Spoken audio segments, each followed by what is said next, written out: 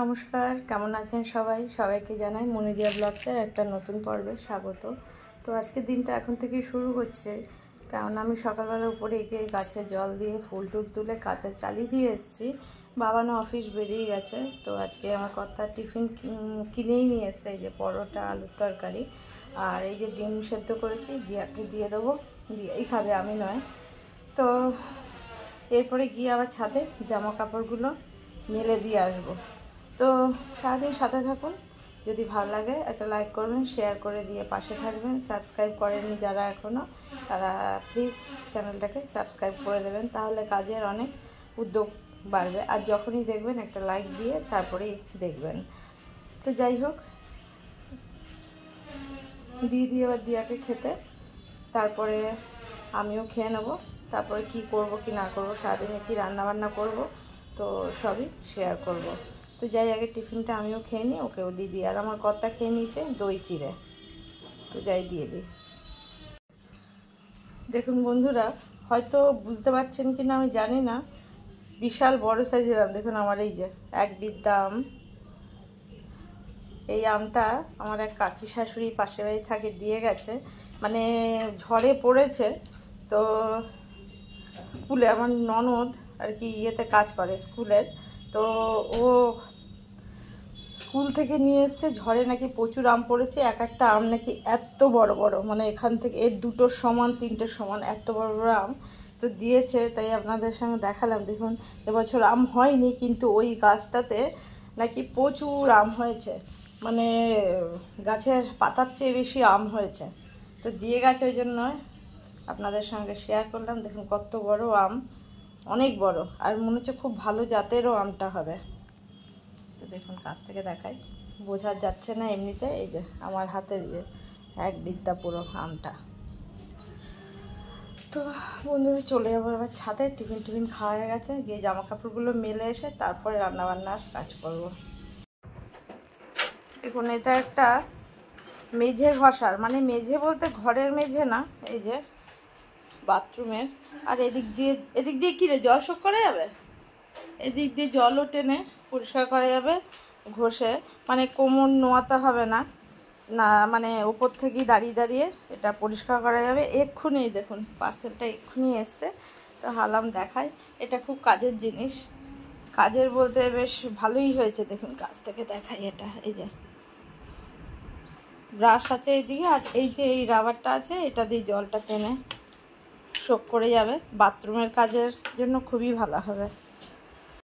চলে যাবো আমি ছাদে। তো দেখুন এই বাঁশ গাছটা আমার ঘরের ভেতর ছিল, জল দেওয়া হয়, দেখুন এই যে মাটি ভেজা, কিন্তু তাহলেও মনে হচ্ছে অক্সিজেনের জন্য এগুলো তো ঘরেই রাখে, এগুলো লাকি ব্যাম্বু গাছ, কিন্তু পাতাগুলো পুরো হলুদ হয়ে গেছে। তো এটা আমি ছাদে নিয়ে গিয়ে রেখে দিই, আবার ঠিক হয়ে গেলে তখন নিচে নিয়ে চলে আসবো। এটা আমি ওপরে রেখেছিলাম কাচের তাকে, তো এটাকেও নিয়ে চলে যাই ছাদে। এই যে আমি সব গাছগুলোতে জল দিয়ে গেছি কিছুক্ষণ আগেই, দেখুন নিচেও এখনও পড়ে আছে। তো তখন ভিডিও করতে পারিনি, একটু তাড়া ছিল, নিচে কেউ ছিল না, একজন এসেছিলো, তাড়াতাড়ি নিচে চলে গেছি বলে আর ভিডিওটা করা হয়নি। তো এই যে এই গাছটাকে নিয়ে এসেছি, এই গাছটাকে এখন এইখানে ছায়াতে রেখে দেবো, তাহলে আবার এটা ঠিক হয়ে যাবে, তারপর আবার নিচে নিয়ে যাব, নাহলে পুরো গাছটাই মরে যাবে। আর দেখুন কালকে রাতে আমাদের এখানে বৃষ্টি হয়েছিল, ভালোই বৃষ্টি হয়েছিল। সকালবেলা ট্যাঙ্কের জল একদম ঠান্ডা ছিল, একদম খুব ঠান্ডা হয়েছিল, কিন্তু আবার দিনের বেলা যে সেই রোদ।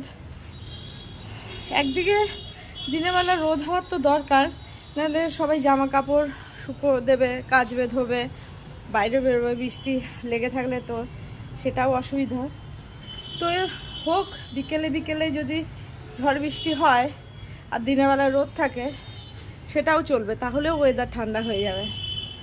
এই যে গাছ থেকে দেখুন, গাছে ফুল নেই, এই গাছে, এই বেলি গাছে, এই যে চাইনিজ টগর গাছে, সব গাছেরই ফুল। এই যে টগর গাছে সব আমি তুলে নিয়ে গেছি, দেখুন কত কুড়ি হয়েছে, কাল আবার অনেকগুলো হবে। জবা ফুল তুলেছি, দেখুন একটু হাওয়াও নেই, একটা গাছও নড়ছে না দেখুন। তো কাঁচাগুলো আমার হয়ে গেছে, তো যাই কাঁচাগুলো এবার শুকো দিয়ে দেবো। দেখুন রোজ কেচে মেলি, কিন্তু রোজ দেখুন কি পরিমাণ জামা কাপড় হয়। যাই এবার এগুলোকে মেলে দিই। দেখুন জামা কাপড় কতগুলো লাইন, পর পর পর পর লাইনের আর কোনো শেষ নেই, অভাব নেই। এত জামা কাপড় কেচে মেলে দিলাম। তো যাই এবার নিচে গিয়ে রান্নাবান্না করতে হবে। চলে এসেছি, রান্না কি করব। তো আলুগুলো সেদ্ধ করে নিয়েছি, যখন দিয়ার ডিম সেদ্ধ করেছিলাম খাওয়ার জন্য, তো একসঙ্গে আলু, এই ছোটো আলুটা সেদ্ধ করেছি, এগুলো কেটে নেবো ছুলে। আর করব লাউ দিয়ে ডাল, আর এরই খোসাটা আজকে বাটা করে দেখাবো, খুব ভালো খেতে হয়। তো এই বাটাটা করার জন্য রসুন, শুকনো লঙ্কা, আর লাগবে কটা কাঁচা লঙ্কা আর কালো জিরে, এটা দিয়ে এর খোসাটা বাটা করব। আর লাউ ডাল করব, আমি চাটনি করব, আর এই যে আলু দিয়ে সয়াবিনটা করব। ওর নিরামিষ করব, শুধু আদা, টমেটো, কাঁচা লঙ্কা, ধনেপাতা এই দিয়ে। তো যাই এগুলো আগে সব কেটে সব রেডি করে নিই, তারপরে একে একে রান্না বসাবো। এই যে লাউয়ের খোসাগুলো কুচিয়ে ভালো করে ধুয়ে নিয়েছি, রসুন ছাড়িয়ে নিয়েছি, কালো জিরে নিয়েছি, আর এই যে শুকনো লঙ্কা আর কাঁচা লঙ্কা নিয়েছি।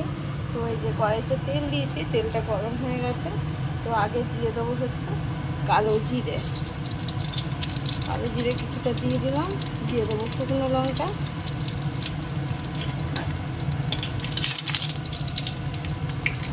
চিড়ে দিই, ভেতরে বীজগুলো সেদ্ধ হয়ে যাবে। এর মধ্যে দিয়ে দেবো যে রসুন ছাড়ানো গোটা রসুনগুলো, ওটা একটু ভাজা হয়ে যাবে। শুকনো লঙ্কা 3টেই, কাঁচা লঙ্কা দিলাম। এবার এর মধ্যে খোসাটা দিয়ে একটু ভেজে হয়ে যাবে। দিয়ে দেবো এর মধ্যে একটুখানি নুন,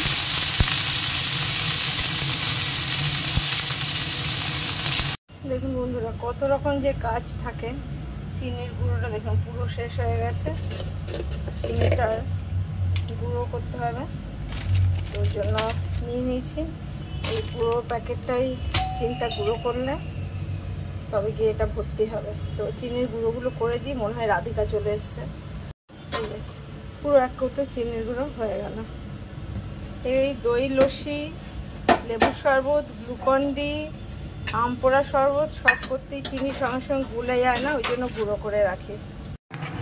এই যে এদিকে আমার লাউয়ের খোসাটা দেখুন একদম লাল করে পুরো ভেজে নিয়েছে, তাহলে দেখে বুঝতে পারছেন একটু কাঁচা গন্ধ আর থাকবে না, পুরো লাল করে ভাজা হয়ে গেছে। এবার একটু মিক্সির বাটিটা দিয়ে দেবো, নিয়ে এটা পেস্ট করে নেবো।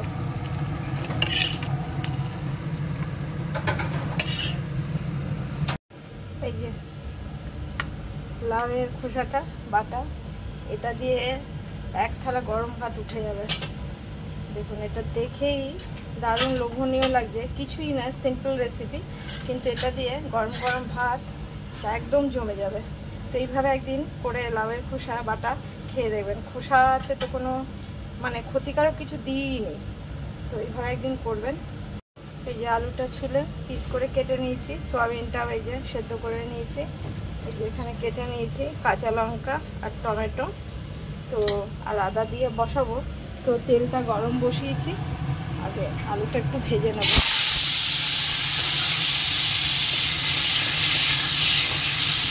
একটু আগে ভেজে নেব, আলুটা ভাজা হয়ে গেছে। এর মধ্যে সয়াবিনটাও দিয়ে দেবো, একটু একসঙ্গে ভেজে তুলে নেবো, তাহলে টেস্টটা ভালো হবে। আজকে অ্যাকচুয়ালি মাছ মাংস আলাদা করে কিছু। এই যে সয়াবিন আলুটা ভেজে তুলে নিয়েছি, কড়াইয়ের তেলের মধ্যে দিয়ে দেবো একটু জিরে,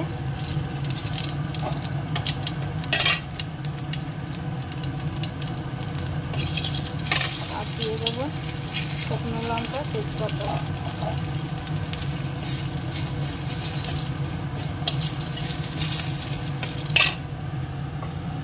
দিয়ে দিচ্ছি টমেটো, কাঁচা লঙ্কা,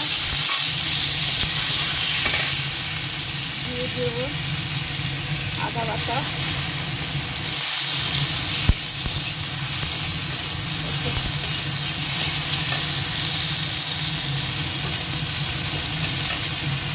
এবার দিয়ে দেবো এর মধ্যে হলুদ গুঁড়ো,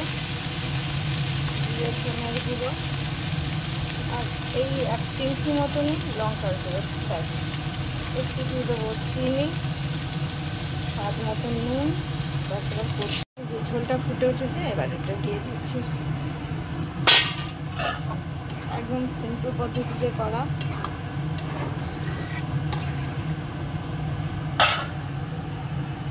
একটু দিয়ে দিলাম ধনে পাতা কুচানো।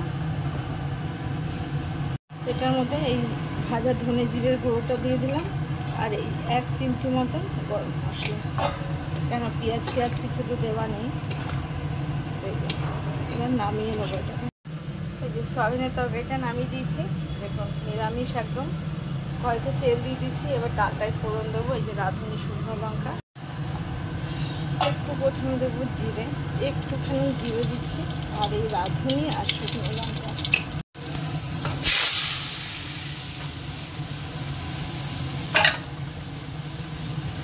একটু দিয়ে দেবো চিনি, আর দিয়ে দিচ্ছি ধনে পাতা কুচানোটা। লাউয়ের ডালে রাঁধুনি ফোড়ন ধনে পাতা হলে তবে একবারে জমে যায়, দারুণ লাগে খেতে, শীতের মতন। তেলটা গরম হয়ে গেছে, দিয়ে দিচ্ছি সর্ষে আর শুকনো লঙ্কা। এখন চট করে ছাড়তে শুরু করবে।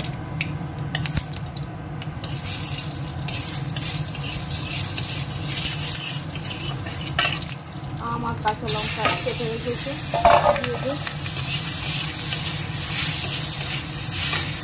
দিয়ে দেবো একটুখানি হলুদ গুঁড়ো আর জল দিয়ে দেবো।